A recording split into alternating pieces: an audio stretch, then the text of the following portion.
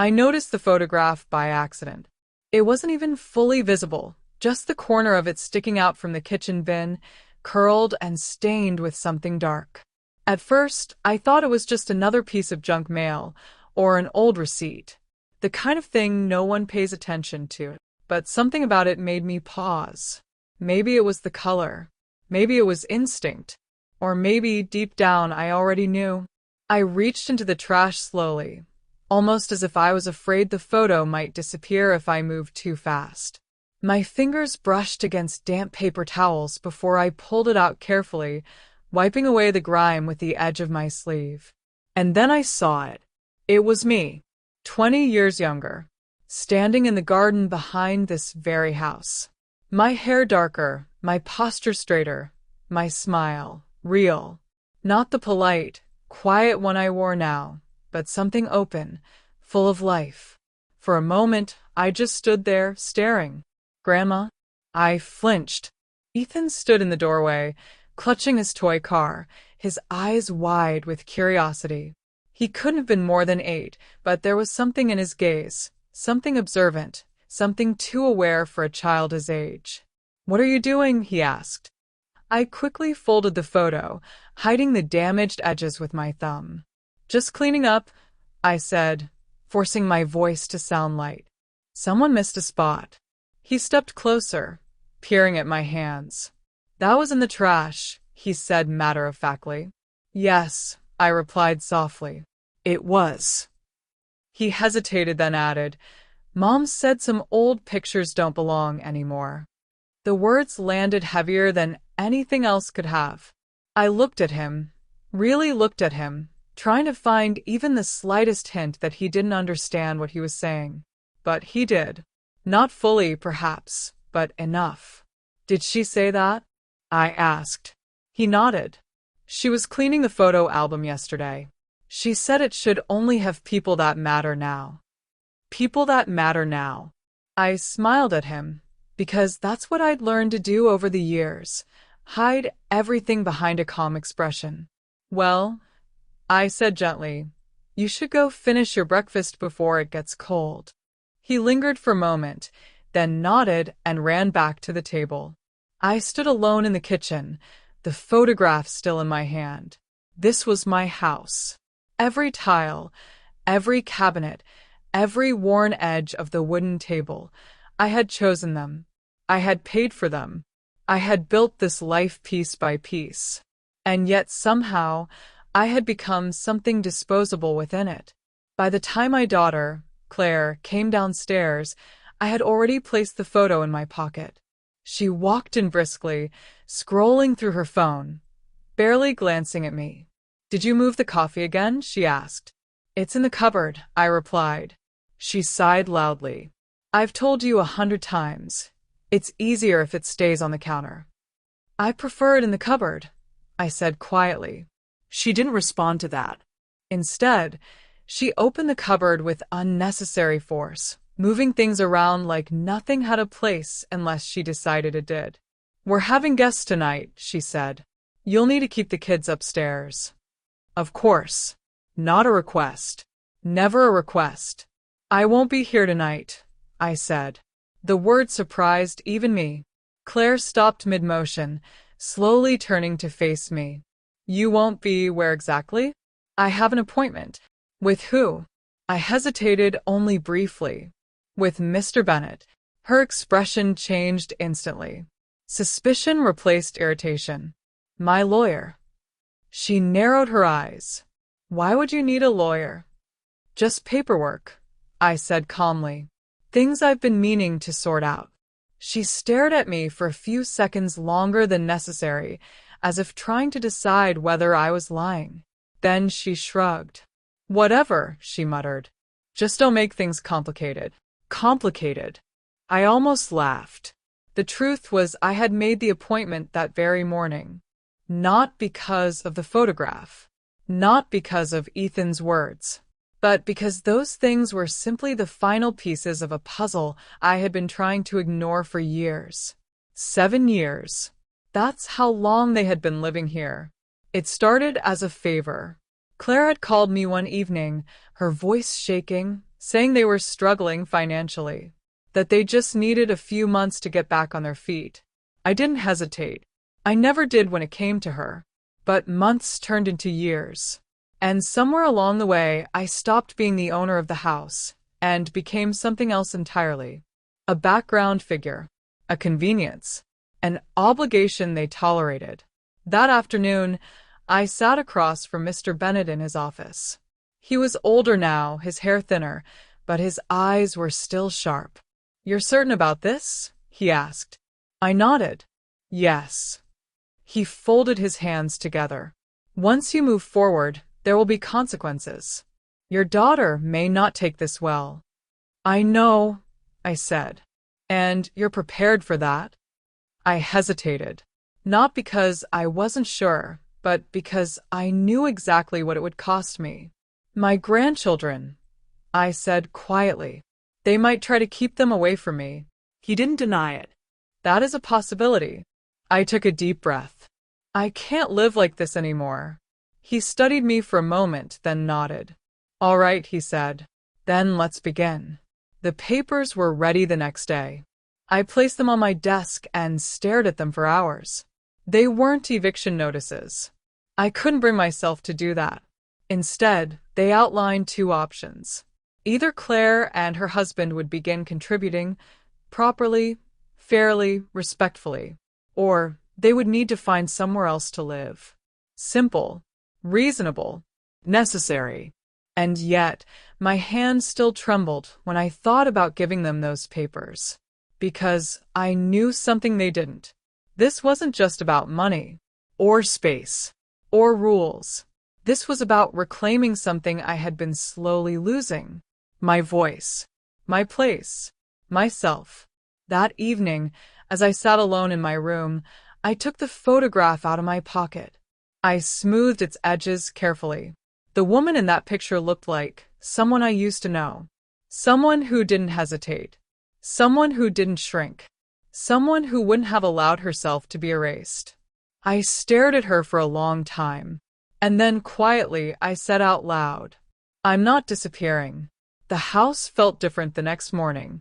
Not quieter, not louder, just heavier, like something invisible had settled into the walls overnight. I woke up earlier than usual, long before anyone else, and sat on the edge of my bed with the papers in my hands. I had read them so many times that I practically knew every word by heart, but still, I checked them again, tracing the lines as if they might change if I looked closely enough. They didn't. The message was clear, simple, and final. There was no more pretending after this. I folded the documents carefully and slipped them into a plain folder, then into my bag. My movements were calm, almost mechanical, but inside, everything felt tight, like a wire stretched too far. For years, I had avoided confrontation. I had convinced myself that patience was kindness, that silence was strength, that endurance was love. But something had shifted. Not suddenly, but completely. By the time I went downstairs, Ethan was already at the table, swinging his legs under the chair while staring into a bowl of cereal that had gone soggy. He looked up when he saw me, his face lighting up in that effortless way only children can manage. "Good morning, Grandma," he said, smiling, as if nothing in the world was wrong. As if nothing had changed. "Good morning, sweetheart," I replied, placing a hand gently on his shoulder. "Why aren't you eating?" He shrugged. "It's mushy now." I took the bowl away and replaced it with a fresh one without a word. He watched me carefully, the way he always did, noticing more than he said. "You always fix things," he murmured. The words hit deeper than he could have known. "I try," I said softly. Claire came into the kitchen a few minutes later, already dressed, already irritated. She didn't greet me. She didn't greet Ethan either. She went straight for the coffee, frowned when she didn't see it on the counter, and then opened the cupboard with a sharp movement.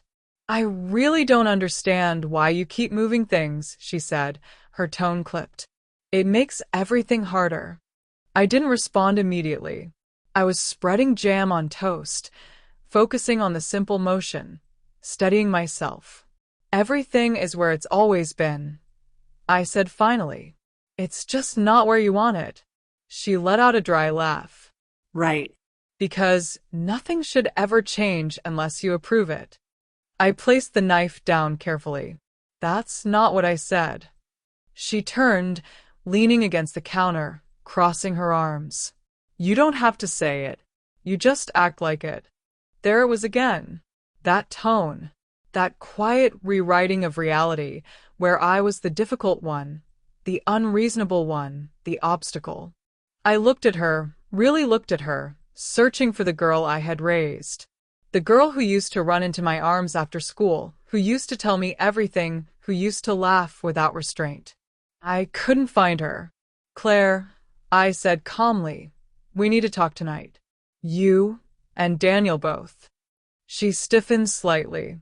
About what? You'll see. Her eyes narrowed. This wouldn't happen to be about that lawyer meeting, would it? It might be. She stared at me for a long moment, then scoffed. You're being dramatic. Am I? I asked quietly. She didn't answer. Instead, she grabbed her coffee and walked out of the kitchen, muttering something under her breath. Ethan watched her leave, then looked back at me. Are you in trouble? He asked. I smiled faintly. No, sweetheart. Not anymore. The rest of the day moved slowly, each hour stretching longer than it should have. I cleaned, organized, folded laundry, small, meaningless tasks to keep my hands busy while my mind prepared for what was coming. Every sound in the house felt sharper. Every glance carried weight. Daniel returned in the afternoon, his presence filling the space before he even spoke. He was always like that, loud without trying, imposing without effort. He greeted no one, went straight to the living room, and turned on the television as if the house belonged to him entirely. I stood in the hallway for a moment, watching him. 7 years. 7 years of this. At dinner, the tension was unmistakable. Claire barely spoke. Daniel answered questions with short, distracted responses. Ethan tried to fill the silence with stories about school, about a drawing he made, about a game he wanted to play later. Lily, too young to understand the undercurrent, simply laughed and clapped at everything her brother said. I memorized the moment, not because it was happy, but because I knew it wouldn't exist like this again. By the time the children were asleep, my hands were steady again. I made tea. 3 cups. 1 for me, 1 for Claire, 1 for Daniel. A small gesture of normalcy before everything shifted. Sit down, I said when they entered the kitchen. Claire hesitated. Daniel didn't. What's this about? He asked, pulling out a chair. I didn't answer immediately. Instead, I placed the folder on the table between us. Then I sat down. I've been thinking about our situation. I began. Claire crossed her arms. What situation? This one, I said, gesturing around us. Living together. The arrangement. Daniel leaned back slightly, his expression already defensive. What about it? It's been 7 years, I said. So, he replied. So, it was never meant to be permanent. Claire let out a sharp breath. Are you serious right now? Yes. I opened the folder and slid the papers toward them. These are 2 options. Neither of them touched the documents. What is this? Daniel asked. A formal agreement, I said. You can stay here, but under clear terms, rent, shared expenses, responsibilities. Or you can begin preparing to move out. Silence. Then, you're joking, Claire said. I'm not. Daniel laughed, but there was no humor in it. You're actually trying to charge us to live here? I'm asking for fairness. This is family, he snapped. We don't do contracts. Then we do respect, I replied. And right now there isn't any. Claire's face flushed. That's not true. Isn't it? I asked quietly. You threw away my photograph. Her eyes flickered. That was old. You told your son I don't belong in the family album. That's not what I said. It's what he heard. Daniel slammed his hand on the table. This is ridiculous. You're blowing things out of proportion. No, I said, my voice calm but firm. I've been minimizing things for years. I'm done doing that. Claire stood abruptly.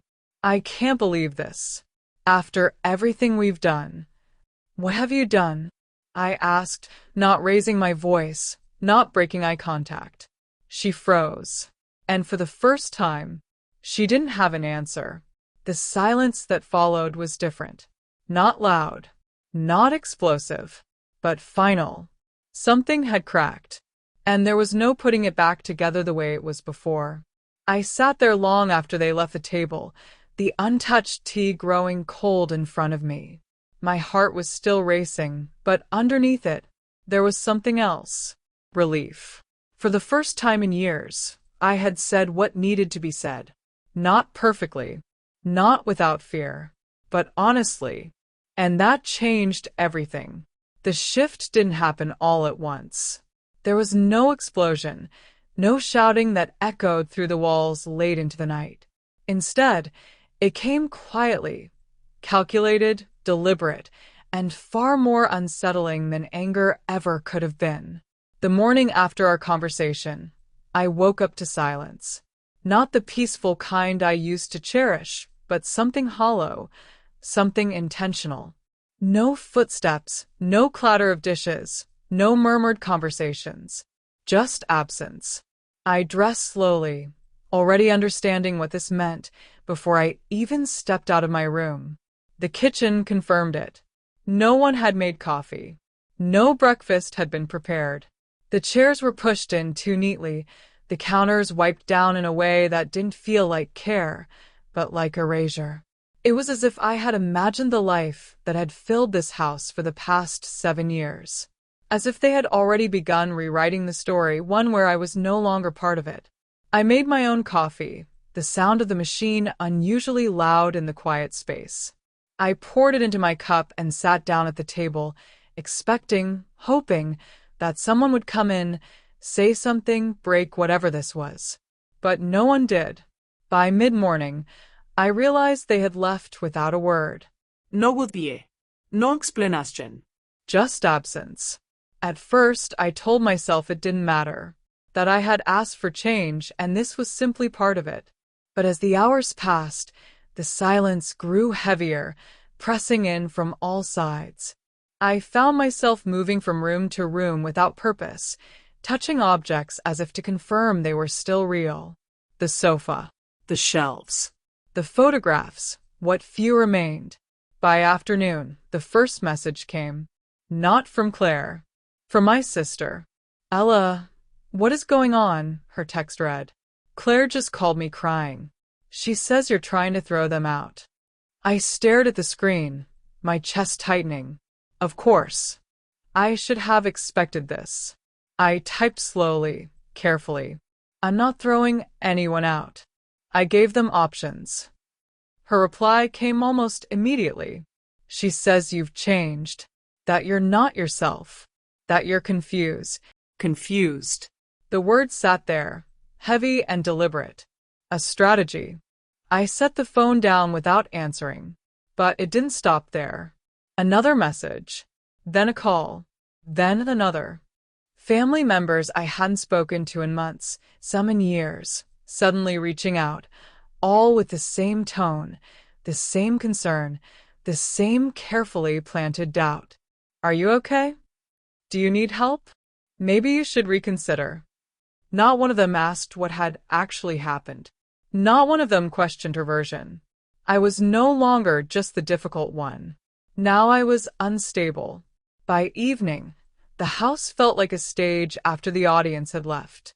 Empty, but still holding echoes. I was in the living room when the front door finally opened. Claire walked in first, followed by Daniel. They didn't look at me. Not immediately. They moved through the space as if I wasn't there, setting down bags, taking off their coats, existing in the same rooms, but refusing to acknowledge my presence. Then Ethan came in, and everything shifted. He saw me instantly. "Grandma," he said, running toward me without hesitation. I knelt down just in time to catch him, holding him tightly for a moment longer than necessary. He whispered. He pulled back slightly, studying my face. "Where were you today?" "I was here," I said. "Where were you?" He hesitated. "At Aunt Rachel's," he said finally. I nodded, even though I knew it wasn't the full truth. Claire's voice cut through the moment. "Ethan, go wash your hands." He looked between us, sensing the tension, then slowly walked away. Only then did she look at me. "You should have told me you were going to start telling people lies," she said coldly. I stood up slowly. "I haven't told anyone anything." "Really?" she scoffed. "Because somehow everyone knows you're trying to force us out." "I told the truth," I replied. "What you chose to say is your responsibility." Daniel stepped forward then, his presence immediately shifting the air. "You've made this messy," he said. "You didn't have to involve other people." "I didn't," I said calmly. "You did." His jaw tightened. "You're creating problems where there weren't any." I almost smiled at that. "There were always problems," I said. I just stopped ignoring them. That night, the silence returned, but it was different now. Heavier, sharper, deliberate. Doors were closed more firmly. Conversations were held in low voices, just out of reach. Every movement felt staged, every interaction calculated. The next morning, the internet wasn't working. At first, I thought it was a coincidence, a simple outage. But when I asked Daniel about it, he shrugged without even looking at me. "Must be the provider," he said. But later, I saw the router unplugged, and I understood. It wasn't about inconvenience. It was about control. The small things began to add up. My laundry left untouched while theirs was done immediately. My groceries moved, used, or replaced without a word. The thermostat adjusted constantly, always to their preference. And worst of all, the children. Ethan and Lily were suddenly busy all the time. Playdates, activities, visits, reasons, excuses, explanations that always seemed just slightly off. And when they were home, they were kept at a distance. "Grandma needs rest. Grandma is busy. Don't bother her." I heard it all. I felt it all. And still, I didn't back down. One evening, as I sat in the garden trying to reclaim a sense of calm, my phone buzzed again. A message. No name. Just a number I didn't recognize. I opened it. A photo. Ethan and Lily, smiling at a playground I didn't recognize. And below it, a single line. "Don't forget what you're risking." My hands went cold, not because of the threat itself, but because of how calculated it was. How intentional. They knew exactly where to aim. I sat there for a long time, staring at the screen, feeling something inside me shift again. Not fear, not hesitation. Something harder, clearer. They thought this would break me, that I would give in, that I would apologize, retract, return to being quiet and accommodating and invisible. But they were wrong, because for the first time, I saw everything exactly as it was. Not as I wished it to be, not as I had convinced myself it was, but clearly. And once you see something that clearly, you can't unsee it. That night, I didn't cry. I didn't pace. I didn't second guess. Instead, I went to my desk, took out the documents, and added something new. A deadline. Clear. Final. Unavoidable. The war they had started quietly. I was now ready to finish. By the time I added the deadline to the documents, something inside me had settled in a way I didn't recognize at first. It wasn't calm, not exactly. It was sharper than that, focused, steady, almost cold. For years, Every decision I made had been filtered through one question: how will this affect them? But now, for the first time, I was asking something different. How much more of myself am I willing to lose? And the answer was simple: None. the next morning, I didn't wait. I didn't rehearse what I was going to say or soften the edges in my mind the way I used to. I made coffee, set the table, and placed the updated documents in the center, where they couldn't be ignored. When Claire came into the kitchen, she saw them immediately. She stopped mid-step, her expression tightening, her eyes flicking from the papers to me. "What is that?" she asked, though she already knew. "The final version," I said. She didn't sit down. She didn't touch the coffee. She just stood there, staring, as if refusing to engage would somehow undo what was happening. Daniel came in moments later, rubbing his eyes, already irritated before a word had been spoken. "What now?" he muttered. Claire gestured toward the table. "She's still doing this." Daniel looked at the papers, then at me. "You're not serious." "I am," I said evenly. "You have until the end of the week to decide." His expression shifted, not to surprise, but to something darker. "Or what?" "Or you move out." The words hung in the air, heavier than anything I had said before. There it was, not implied, not softened, not wrapped in explanation, just the truth. Claire let out a short, disbelieving laugh. "You're actually giving us an ultimatum." "I'm giving you a boundary. You're choosing paperwork over your own family," she snapped. "No," I said quietly. "I'm choosing myself." That stopped her. Not completely, but enough. Daniel stepped closer, his voice lowering in a way that was meant to intimidate. "You think you can just throw us out and everything will be fine? You think there won't be consequences?" "I know there will be," I said, meeting his gaze without hesitation. "But I also know what happens if I don't do this." "And what's that?" he challenged. "I disappear." The silence that followed was different from before. Not empty, not calculated. Something in it had shifted, something they hadn't expected. Claire's eyes flickered, just for a moment. Not enough to admit anything. Not enough to change her stance. But enough for me to see that, somewhere beneath everything else, she understood. And she didn't like it. The rest of the day passed without another word about it, but the tension didn't ease. If anything, it grew sharper, more precise. Their movements became quieter, more deliberate. They spoke to each other in low voices, stopping when I entered the room. The children were kept even closer, their time with me reduced to brief, supervised moments that felt more like allowances than natural interactions. That evening, I overheard them.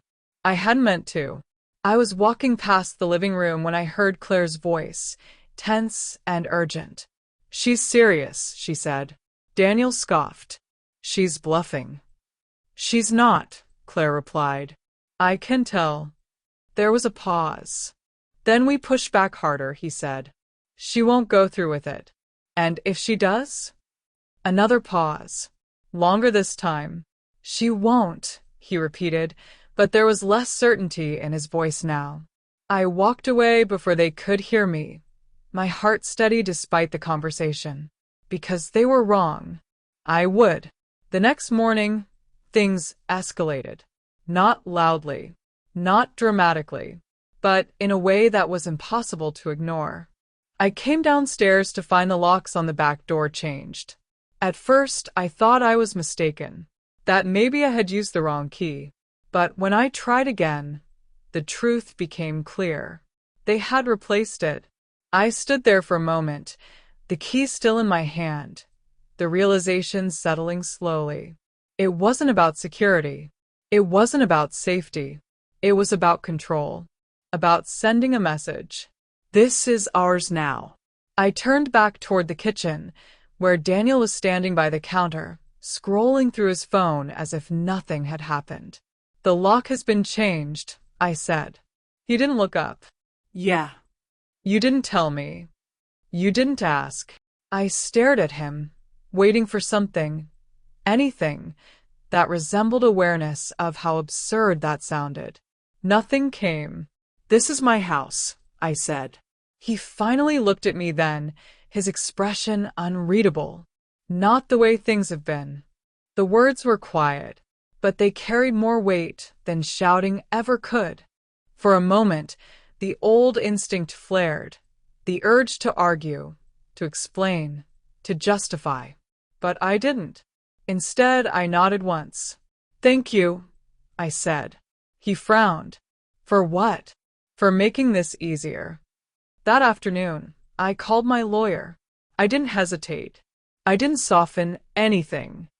I explained the situation exactly as it was. The silence, the manipulation, the change locks, the threat behind every small action. When I finished, there was a brief pause on the line. Then, "You've done the right thing so far," he said. "But now it's time to act." "I understand," I replied. "We'll move forward immediately." For the first time since this began, I felt something solid beneath my feet. Not hope, not relief. Something stronger. Certainty. When I hung up, I walked through the house slowly. Every room felt different now, not because of what they had done, but because of what I had finally accepted. This wasn't a misunderstanding. This wasn't temporary. This wasn't something that would fix itself if I just waited long enough or stayed quiet enough or gave enough of myself. This was deliberate, and it had been for a long time. That evening, when Claire came home, I didn't wait. "I spoke to my lawyer," I said. She froze. "You what?" "I've taken the next steps." Her face paled slightly. "What does that mean?" "It means the deadline stands," I said. "And if you don't choose an option, one will be chosen for you." Daniel stepped in immediately. "You wouldn't." I held his gaze. "Watch me." For a moment, no one spoke. Not because they didn't have anything to say, but because, for the first time, they realized I meant it. That night, the house felt different again. But not heavy, not suffocating. Clear. Like the air after a storm finally breaks. And as I sat alone in the quiet, I understood something I hadn't allowed myself to admit before. This wasn't just about reclaiming my home. It was about drawing a line that should have been drawn years ago. A line that said, enough. The decision, when it finally came, didn't look the way I had imagined. There was no dramatic confrontation, no final explosion that shattered everything in one moment. Instead, it arrived quietly, almost disappointingly so, like the end of something that had already been over for a long time. I knew something had changed the moment I woke up, not because of what I heard, but because of what I didn't. No tense whispers behind closed doors. No hurried footsteps avoiding mine. No deliberate silence meant to unsettle me. The house felt still. Not heavy like before, not sharp with unspoken conflict. Just still. I dressed slowly, taking my time, as if instinctively preparing myself for something I couldn't yet see. When I opened my bedroom door and stepped into the hallway, I immediately noticed the difference. Boxes. They were everywhere. Stacked against the walls, lined up near the staircase, half-filled and open in the living room. Some were neatly taped shut, others overflowing with clothes, toys, kitchen items, pieces of a life being gathered in a hurry. I stood there for a long moment, letting the reality settle in. So this was it. Not a fight, not a negotiation, a retreat. I walked downstairs, my steps quiet against the floor, and found Claire in the kitchen, wrapping dishes in newspaper with quick, efficient movements. She didn't look up when I entered, but I knew she was aware of me. "You're packing," I said. It wasn't a question. "Yes," she replied, just as simply. I waited, expecting more. An explanation, an accusation, something. But nothing came. "When?" I asked. "This weekend." That was only a few days away. So soon, I said. She shrugged, still not meeting my eyes. We found a place. I nodded slowly, though something about the way she said it felt off. Too quick. Too rehearsed. But I didn't press. I see. Daniel appeared in the doorway then, carrying a box filled with what used to be my books. I recognized them immediately.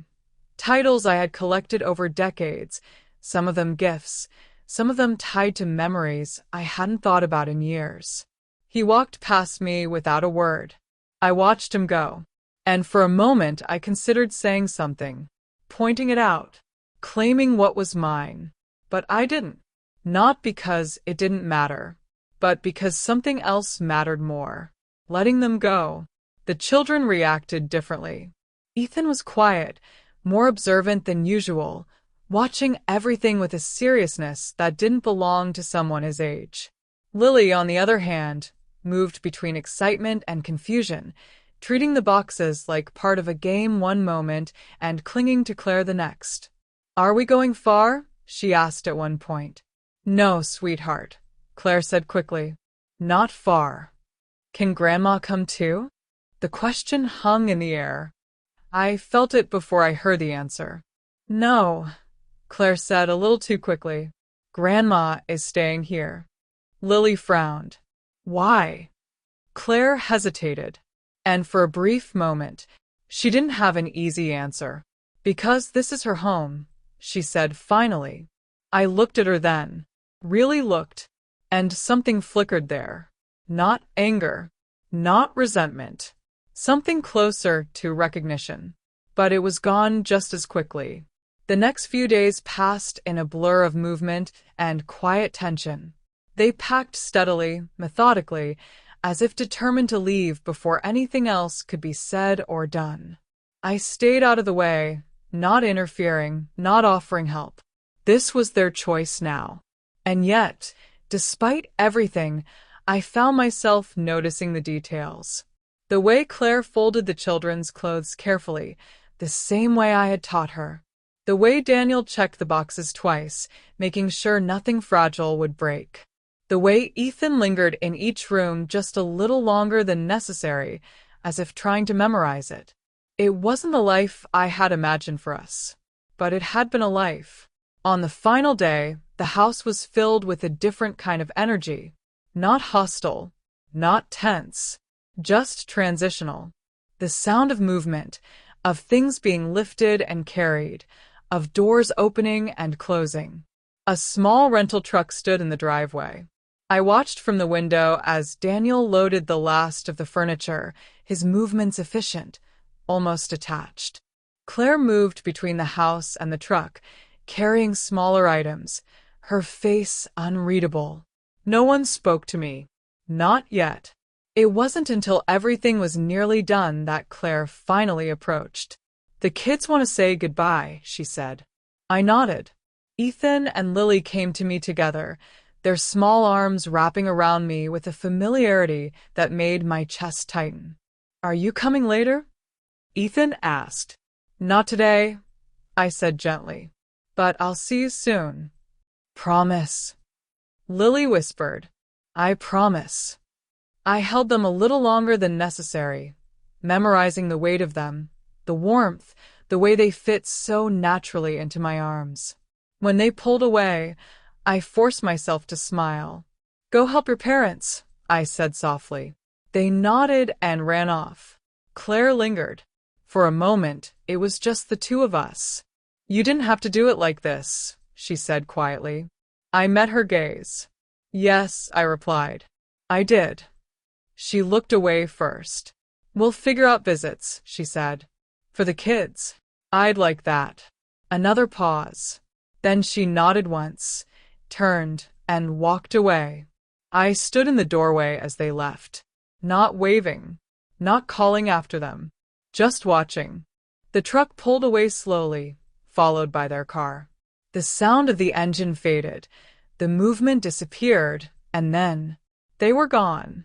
The silence that followed was unlike anything I had felt before. Not empty, not heavy, just open. I walked back inside slowly, closing the door behind me. The house felt different immediately. Larger. Lighter. Meaning. I moved from room to room, taking it in. The living room, no longer crowded with things that didn't belong to me. The kitchen, quiet and orderly in a way that felt natural again. The hallway clear. The bedrooms emptier, yes, but no longer occupied by something that had slowly pushed me out. I stopped in the doorway of what used to be Claire's room. For a moment, memory surfaced, of a younger version of her, laughing, arguing, growing. Of a time when this house had been full in a completely different way. I didn't push those memories away, but I didn't hold on to them either. I let them pass. That evening, I sat on the back steps with a cup of tea, watching the light fade from the sky. The garden was quiet, untouched, just as I had left it. For the first time in years. There was no tension in my chest. No waiting. No adjusting. No shrinking. Just stillness. And space. My phone buzzed in my hand. A message. From Claire. They're asking about you already. We'll come by this weekend. I read it twice. Then I replied simply, I'll be here. I set the phone down and looked out at the garden again. The house behind me was no longer just a place I lived in. It was mine again, not because they had left, but because I had finally stopped giving it away. The first night alone in the house should have felt strange. After all, for 7 years, silence had been something rare, something almost suspicious. There was always noise, footsteps, voices, doors opening and closing, television sounds bleeding from one room into another. Even when I wanted quiet, I never truly had it. And now, suddenly, I did. I stood in the middle of the living room that evening, not turning on the lights right away. The fading daylight stretched across the floor, touching the walls, the furniture, the empty spaces where things used to be. It didn't feel empty in the way I had feared. It felt honest. I walked slowly through the house, not out of habit this time, but out of awareness. Every step felt deliberate, like I was reintroducing myself to a place I had once known completely and then somehow lost without realizing it. The kitchen was the first room I stopped in. For years, it had been a shared space in the most imbalanced way.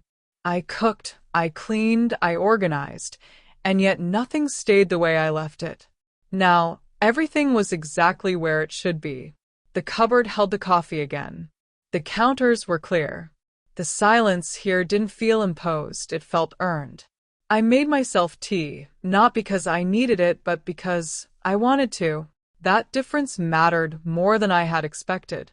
As the kettle hummed softly, I leaned against the counter and let the stillness settle around me. No one was about to come in and criticize where I had placed something. No one was going to make plans that assumed my participation without asking. No one was going to move through this space as if I were invisible. For the first time in years, I wasn't adjusting. I wasn't accommodating. I was simply existing. The following days unfolded slowly, but not in a heavy way. More like something unfolding after being tightly closed for too long. I didn't rush to fill the space. I didn't rearrange everything immediately or try to force a sense of change. Instead, I allowed myself to notice things. The way sunlight moved through the house at different times of the day. The quiet creak of the stairs that I hadn't heard in years over the noise. The feeling of sitting in a room without anticipating interruption. I found myself rediscovering small habits I had abandoned without realizing it. Reading in the afternoon. Sitting in the garden without checking the time. Leaving things exactly where I wanted them and finding them untouched hours later. It wasn't dramatic. It was subtle. But it was everything. The children came that weekend, just as Claire had said they would. I heard the car before I saw them, the familiar sound pulling me to the window almost instinctively. Ethan was the first out, running toward the house before the car had even fully stopped. Lily followed, a step slower but just as eager. I opened the door before they could knock. "Grandma," they both shouted at once, throwing themselves into my arms. I held them tightly, closing my eyes for just a second, grounding myself in the moment. "You made it," I said softly. "Of course we did," Ethan replied, as if it had never been uncertain. Claire stood by the car watching, not smiling but not distant either, just observing.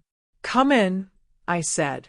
The children rushed inside, their energy immediately filling the space in a way that felt different now, not overwhelming, not intrusive, but welcome.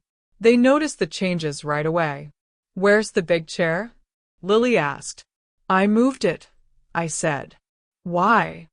"Because I wanted to." She considered that, then nodded, accepting it in the simple way children do. Ethan walked through the house more slowly, taking everything in. "It feels different," he said. "It is," I replied. "Better?" I smiled slightly. "Yes," I said. "Better." Claire came in a few minutes later, lingering near the doorway as if unsure how far to step inside. "It looks nice," she said. "Thank you." There was a pause. "I didn't expect you to change things so quickly," she added. "I didn't," I said. "I just stopped holding everything in place for everyone else." She nodded slowly, and for the first time, there was no argument. The visits became regular after that. Not perfect, not effortless, but consistent. The children adapted quickly, as children often do. They began to understand that this house was different now, not in a way that excluded them, but in a way that had boundaries. They knocked before entering rooms. They asked before moving things. They listened, not because they were told to fear the space, but because they respected it. And slowly, I realized something important. This wasn't just about reclaiming my home. It was about teaching them something I hadn't taught their parents well enough. That love doesn't mean losing yourself. That care doesn't mean silence. That family doesn't mean entitlement. Months passed.